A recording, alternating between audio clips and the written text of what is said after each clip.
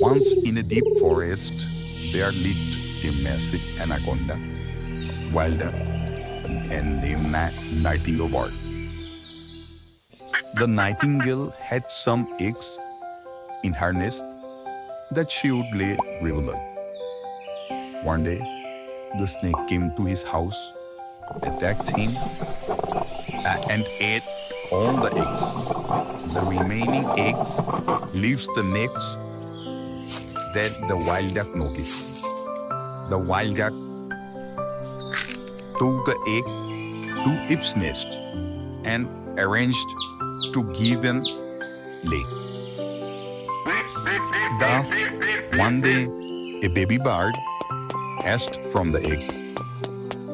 The wild duck began to take care of the bird.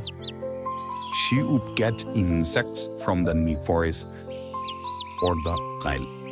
Thus, they began to become the best friends with each other.